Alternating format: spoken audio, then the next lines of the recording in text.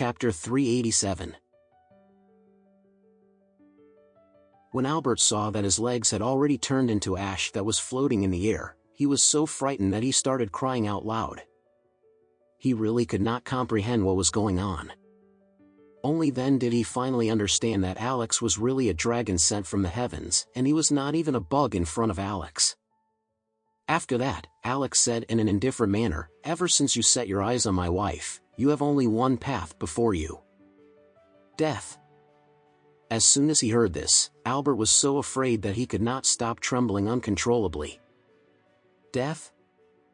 As he thought about this, Albert broke down completely and he cried bitterly as he begged, "Mr. Anderson, I've already lost my legs. I'm a completely disabled person now. Please. Please just let me off now." Alex sneered before he said, "Don't you want to accompany your father? Don't forget that he died because of you." "No, I don't want to. I don't want to die." Albert waved his hands as he yelled hysterically. Death?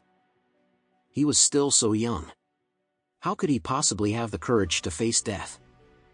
He wanted to continue living in this world.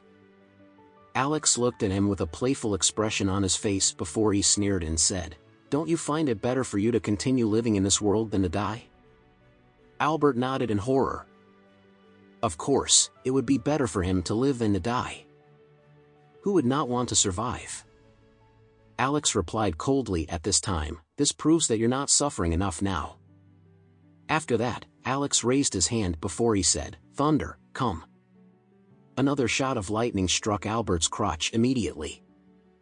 In a blink of an eye, Albert felt his crotch go numb completely. He realized that his crotch had already turned to ashes. Albert grabbed a handful of ashes from his pants before he cried out loud. This was his manhood. It had already turned into ashes. However, Alex was not ready to let him go. Alex looked at him before he said playfully, "Well, since you can still hold the ashes up in your hands, this proves that you aren't completely disabled." After that, Alex walked up to Albert before he raised his hand and said, "Thunder, come."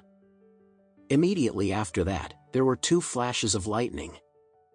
Albert could see with his own two eyes that his arms were turning into coal at this time. He was so frightened and his body shook uncontrollably.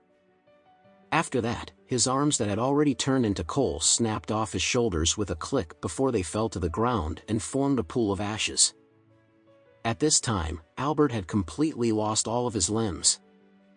He looked at Alex before he begged pathetically, "Alex, please let me off. I'm already in such a miserable state now, so please just let me live. I'm begging you, Alex. Please."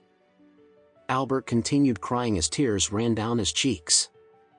Alex shook his head before he said in a cold manner, "I've already told you that you're about to die today since you set your sights on my wife and actually had dirty thoughts about her. The reason why I didn't kill you immediately is because I wanted you to feel despair." Albert panicked and he quickly said, Aren't you afraid that someone would find out that you killed my father and I? Don't you know that my family is very powerful? Someone will definitely find out about this and you'll have to pay the price for your actions today." Alex rolled up his sleeves before he kicked the pile of ashes aside. After that, he sat cross-legged in front of Albert before he smiled and said, "Albert, do you know what my true identity is?" Albert shook his head with a blank expression on his face.